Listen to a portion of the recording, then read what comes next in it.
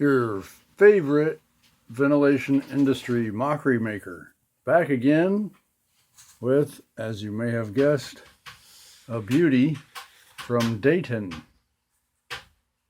Cleverly disguised as a duct booster, it's actually a shrunken drum fan. An industry favorite nowadays, the drum fan. Remarkably clunky, aerodynamically speaking.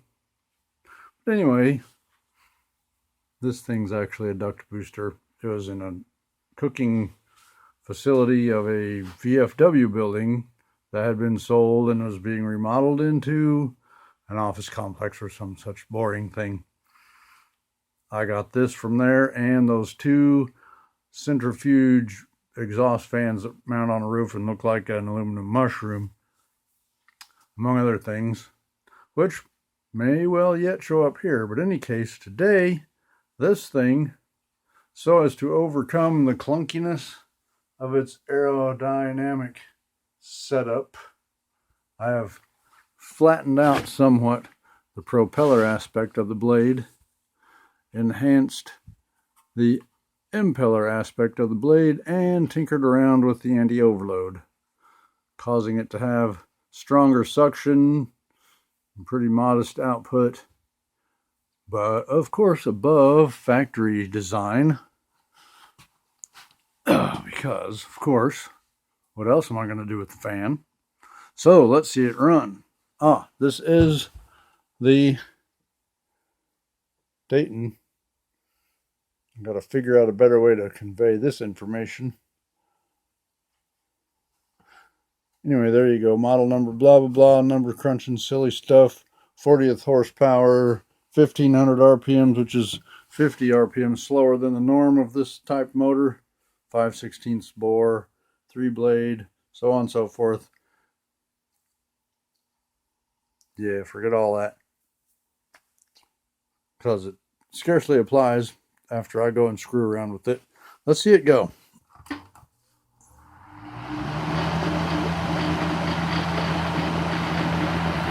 Alright then.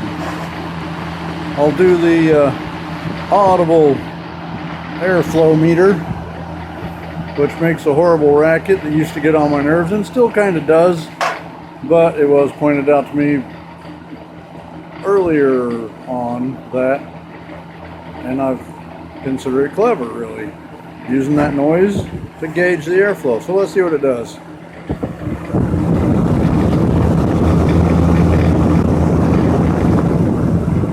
Alright, there's the output side, excuse me, and the input.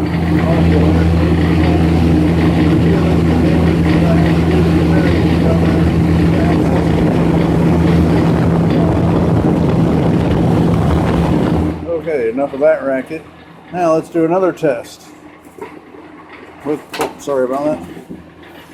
This Christmas I got some excellent cookies that come in a tin, which is a very remarkably convenient size for the suction test.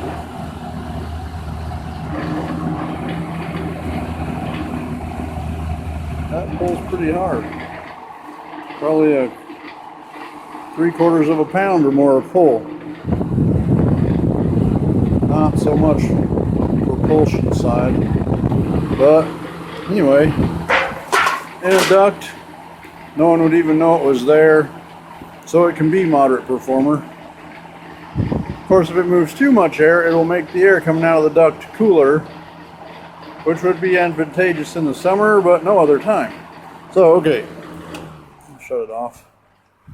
This thing, probably late 70s, early 80s.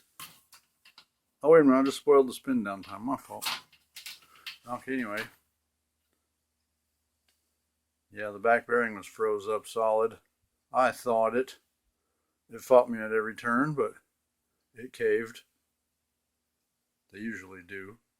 Which is a good thing, because now I don't have to part it out and make something else out of it, even though with that clunky design it's tempting.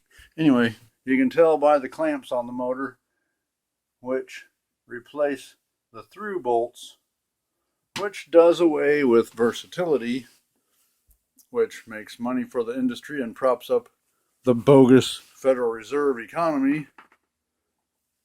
But I get yelled at for talking politics too much, so that'll be the end of that. We still have to look at a beautiful Dayton brand mysteriously shrunken drum fan. Alrighty, more stuff coming very soon. I'm looking forward to spring being here, even though we've had a mild winter here in Indianapolis.